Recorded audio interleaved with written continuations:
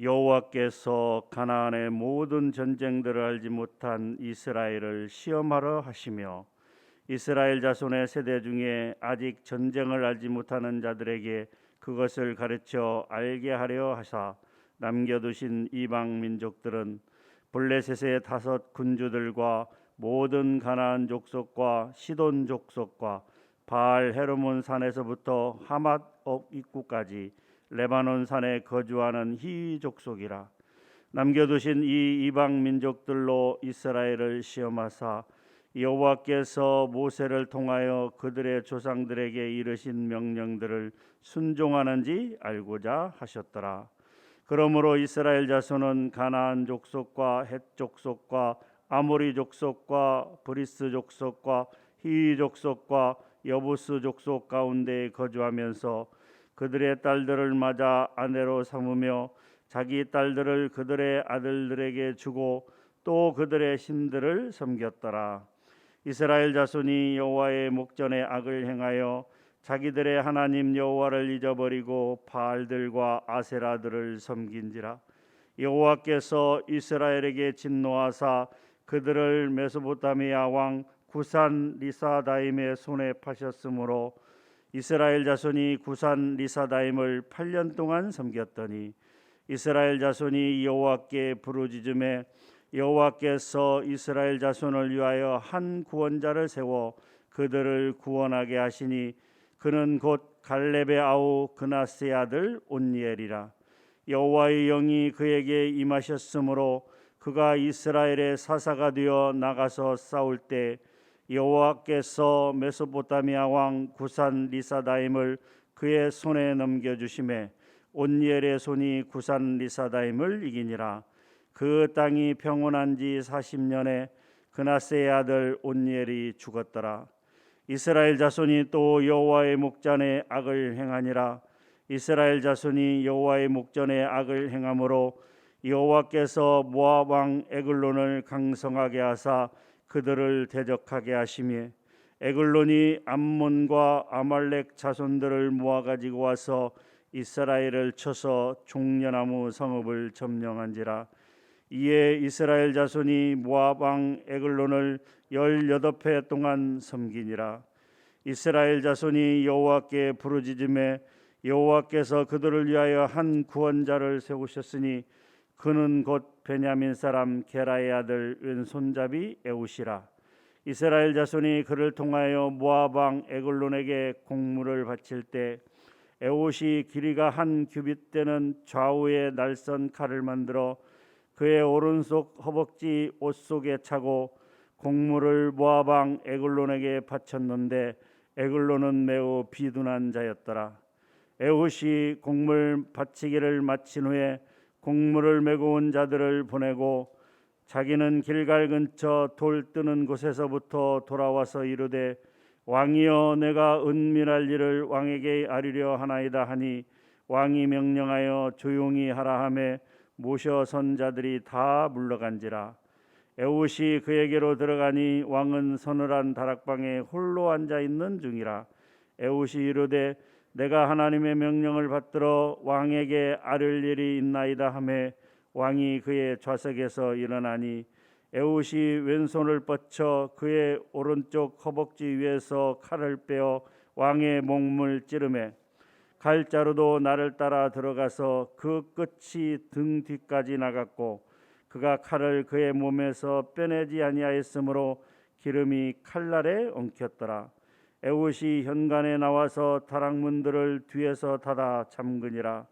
에웃이 나간 후에 왕의 신하들이 들어와서 다락문들이 잠겼음을 보고 이르되 왕이 분명히 서늘한 방에서 그의 발을 가리우신다 하고 그들이 오래 기다려도 왕이 다락문을 열지 아니하는지라.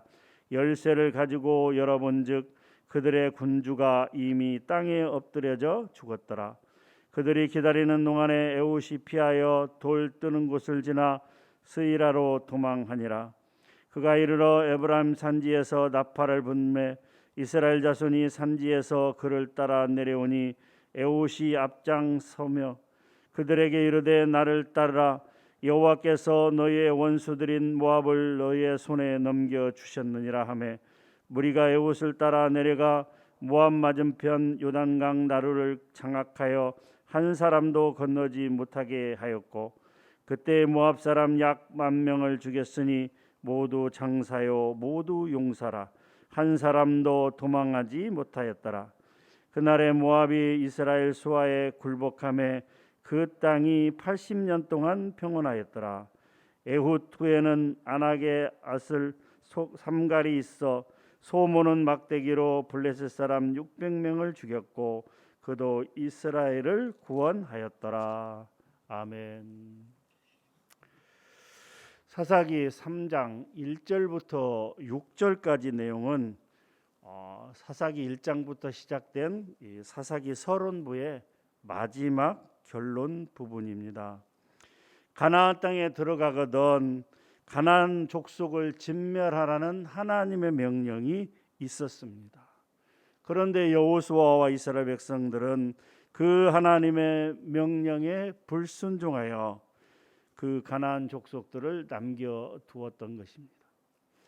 그런데 하나님께서는 그 여호수아와 이스라엘 백성들이 남겨두었던 그 가나안 족속을 하나님께서 진멸하지 아니하고 남겨두신 이유에 대해서 설명을 하고 있습니다. 여호수아도 죽고 그 세대의 사람도 다 죽은 후에 그 다음에 일어난 다음 세대는 여호와를 알지도 못하고 여호와께서 이스라엘을 위하여 행하신 일들도 알지 못하기 때문에 여호와의 목전에 악을 행하여 우상을 섬기는 만행을 저질렀던 것입니다. 그렇기 때문에 하나님께서는 그 이스라엘 백성들이 여호와의 도를 행하나 아니하나 그들을 시험하기 위해서 남겨두었다라고 말씀하고 있습니다. 사사기 3장 1절에 보게 되면 여호와께서 가나안의 모든 전쟁들을 알지 못한 이스라엘을 시험하려 하시며라고 기록하고 있습니다. 시험하려 하시며, 또한 4절에도 남겨두신 이 이방 민족들로 이스라엘을 시험하사 여호와께서 모세를 통하여 그들의 조상들에게 이르신 명령들을 순종하는지 알고자 하셨더라라고 기록하고 있습니다. 여기서 시험하다라고 하는 것은 히브리어 나소트로 번역이 되어 있는데요. 히브리어 나소트의 원형 나사는 멋뭇을 시험하다라는 의미로 전치사 빼와 함께 쓰여져서 멋뭇을 통해서 시험하다. 하나님께서 이스라엘 백성들을 시험하기 위해서 멋뭇을 사용하다라고 하는 뜻이죠. 하나님은 이방 민족들을 사용해서 이스라엘 백성들을 시험하신다라고 하는 뜻인 것입니다. 하나님은 아브라함의 믿음을 시험하기 위해서 이삭을 제물로 드리라 그렇게 말씀하셨고, 이 아브라함은 온전히 순종함으로써 그 시험에 통과했다라고 하는 것이죠. 이 시험을 듣다는 헬라어에는 두 가지가 있습니다. 첫 번째는 헬라어 도키마조라고 되어 있는데요. 이 도키마조라고 하는 것은 오늘 본문에 기록된 히브리어 나소트와 똑같은 의미입니다. 즉 영어로 테스트라고 하는 것이죠. 테스트. 이 영어로 테스트로서 바로 하나님의 시험이라고 하는 것이죠. 하나님의 시험이라는 것은 하나님의 백성들 가운데 가장 선한 것을 만들기 위한 어떤 하나님의 연단 과정이라고 말할 수 있다라고 하는 것이죠. 그와 반대로 이 헬라어 페이라조라고 하는 뜻이 있는데, 이 페이라조라고 하는 뜻은 영어로 temptation, 즉 유혹을 이야기하고 있습니다. 즉 마귀의 유혹을 이야기하고 있는 것이죠. 마태복음 4장에 보게 되면 예수님께서 40일을 금식한 후에 줄이신지라, 그런데 성령에게 이끌려 마귀에게 시험을 받으셨다라고 하는 내용이 나옵니다. 여기서 이야기하고는 마귀의 시험이 바로 페이라조, 마귀의 유혹이라고 하는 것이죠. 그렇기 때문에 우리는 어떤 시험이 왔을 때 이것이 하나님의 시험인지 테스트인지 아니면 마귀의 유혹인지 템프테이션인지를 잘 구별해야 되는 것입니다. 중요한 사실은 그 시험이 하나님의 시험이든 혹은 마귀의 유혹이든 잘 견디고 이겨나가야 한다라고 하는 것이죠. 창세기 3장에 기록된 말씀처럼 뱀의 유혹에 빠져서 선악을 알게 하는 나무의 열매를 먹은 그 여자와 아담처럼 그렇게 행동해서는 안 된다라고 하는 것이죠.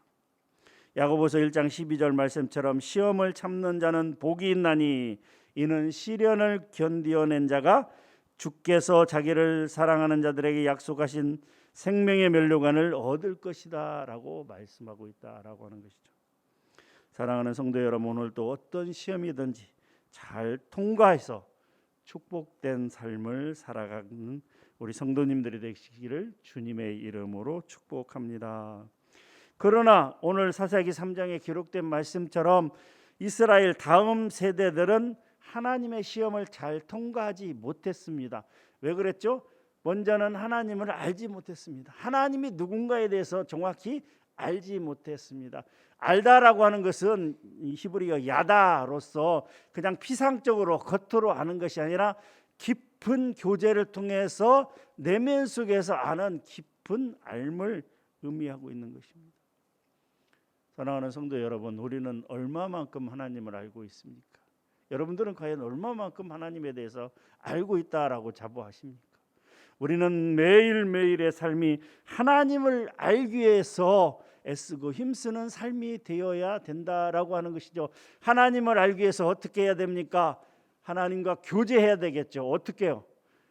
말씀을 통해서 매일매일 말씀 묵상을 통해서 하나님과 교제해야 되고 또 기도를 통해서 하나님과 깊은 교제 가운데 나아가야 된다라고 하는 것이죠. 이 이스라엘의 다음 세대처럼 하나님을 알지 못하고 또 하나님께서 행하신 일에 대해서도 알지 못한다면 분명히 그들이 이 뭡니까? 2장 11절에 기록된 것처럼 이스라엘 자손이 여호와의 목전에 악을 행하여 바알들을 섬기며 이렇게 나아갈 수밖에요. 하나님을 알지 못하고 하나님께서 어떠한 일을 우리에게 행하셨는지를 알지 못했기 때문에 어떻게 해요? 여호와의 목전에서 악을 행한다라고 하는 것이죠. 그렇기 때문에 사사기에 기록된 내용 중에서 가장 중요한 두 가지 구절이 있다면 바로 이스라엘 자손이 여호와의 목전에 악을 행하며 라는 구절과 이스라엘 자손이 여호와께 부르짖으매라고 하는 두 가지 구절이 있습니다. 먼저 2장 11절에도 그렇게 되어 있고요. 그 다음에 3장 7절 사사 온열에 관한 내용, 3장 12절 사사 에웃에 관한 내용, 4장 1절 사사 드보라에 관한 내용, 6장 1절 사사 기드온에 관한 내용, 10장 6절 사사 입다에 관한 내용, 13장 1절 사사 삼손에 관한 내용, 하나님께서 사사를 세우시는 과정 속에서 되어진 중요한 구절이 바로 이스라엘 자손이 여호와의 목전에 악을 행하며라는 구절하고 이스라엘 자손이 여호와께 부르짖으매라고 하는 두 가지 구절이에요. 이 말은 무슨 말이냐면 3장부터 16장까지 12명의 사사가 나오는데 중요하게 생각되어지는 이 6명의 사사들을 하나님께서 세우실 때 먼저 이스라엘에 범죄가 있었다라고 하는 것이죠. 하나님께 죄악을 범한 것. 이스라엘 자손이 여호와의 목전에 악을 행하며 그렇기 때문에 하나님께서는 어떻게 해요? 이스라엘 백성들을 깨우치기 위해서 하나님께로 돌이키기 위해서 어떻게 해요? 하나님의 징계가 있다. 주변의 가나안 민족들을 통해서 침략함으로 이스라엘 백성들을 괴롭게 하여 깨우치기 위한 하나님의 징계가 있었고 그 하나님의 징계가 있은 다음에는 이스라엘의 회개가 있었다. 이스라엘 자손이 여호와께 부르짖으매 좋으신 하나님께서는 그 이스라엘의 회개를 들으시고 하나님의 구원이 이루어졌다. 그 하나님의 구원이 이르러 평온한 상태가 오래되다 보니까 또 어떻게 해요? 이스라엘이 범죄가 있었고 하나님의 징계가 있었고 이스라엘의 회개가 있었고 또 하나님의 구원이 이 죄악과 징계와 회개와 구원의 상태가 이 사이클이 6번이 계속 반복되고 있는 내용이 바로 사사기의 중요한 내용이다라고 하는 것이죠. 그런데 이 범죄 그리고 징계 또 회개 구원의 이 포사이클이 사사기 시대 당시 이스라엘 백성들의 영적 상태이기도 하지만 중요한 것은 오늘 우리를 살아가는 우리 신앙인들, 우리 하나님의 백성이라고 하는 하나님의 자녀라고 하는 우리들 가운데도 그러한 신앙 사이클이 존재하고 있다라고 하는 것이죠. 예배 시간에 말씀을 통해서 큰 은혜를 받았어요. 하나님께서 나를 이렇게 사랑하시는구나, 나를 이렇게 축복하시는구나, 은혜를 받았습니다. 마음속에 가득 찬 은혜가 있습니다. 그런데 예배 끝나고 주차장에 나갔는데 자기 차를 못 나가게 딱 막아놨어요. 그러면 그 받은 은혜를 생각하면서 하나님께서 나를 조금 더 교회에 좀 남겨 두시기 위한 하나님의 깊은 뜻이구나 라고 하면서 참고 기다리면 좋은데 대개는 어떻게 해요? 아니 어떤 성도가 내 차를 못 나가게 막아놨어 이러면서 어떻게 해요? 분노하고 심지어 욕하고 주차를 이따위로 막 해놨어 이래가지고 막 화가 나가지고 금방 받았던 은혜가 푹 떨어지는 그런 경험이 있으시죠? 저만 있나요? 예, 죄송합니다. 예. 또는 하나님의 말씀 가운데 살아가야겠다고 딱 작정을 했는데 세상의 화려함과 또 세상의 어떤 유혹함에 빠져서 넘어지고 마는 우리의 모습 가운데에서 오늘 이 사사기에 기록된 여호와의 목전에 악을 행하여 고람되고 하나님의 면전에서 악을 행하고 있는 우리의 모습은 없는가 한번 돌이켜볼 필요가 있다라고 하는 것이죠. 사랑하는 성도 여러분, 그 충만한 은혜가 지속되면 쭉 하면 얼마나 좋겠습니까마는 연약한 인간이기 때문에 그렇게 할 수 없는 것이 현실이긴 합니다. 그러나 우리는 이러한 은혜 충만한 상태를 유지하기 위해서 늘 기도하고 말씀을 붙잡고 나아가야 된다라고 하는 것이죠. 여호와의 목전에 악을 행하며 여호와께 부르짖음에 이 패턴이 우리에게도 반복되고 있음을 기억하면서 여호와의 목전에 악을 행하지 않기 위해서 어떻게 해야 되는지 고민하고 또 기도하며 나아가야 될 줄 믿습니다. 늘 하나님의 말씀을 붙잡고 이 오늘 사사기 3장의 내용을 교훈 삼아서 유혹에 넘어져 우상 숭배하는 어리석음 가운데 빠지지 말고 정말 하나님의 말씀대로 살아가는 오늘 우리의 삶이 되기를 주님의 이름으로 간절히 축원합니다. 하나님 감사합니다. 이 시간도 귀한 말씀 주시니 감사합니다. 그렇습니다. 이스라엘 자손이 여호와의 목전에 악을 행하여 또 이스라엘 자손이 여호와께 부르짖음에라는 죄악과 회개의 패턴이 오늘 또 우리의 삶 가운데 반복되고 있음을 고백합니다. 하나님, 오늘 또 죄악 가운데 넘어지지 아니하고 유혹에 넘어지지 아니하고 시험에 통과하는 그리고 유혹을 떨쳐버리는 멋진 그 삶이 되기를 주님, 그래서 말씀대로 살아가는 삶이 되기를 간절히 원합니다. 그렇게 살아갈 수 있도록 우리에게 큰 은혜를 베풀어 주시옵소서. 감사합니다. 예수님의 이름으로 기도하옵나이다. 아멘.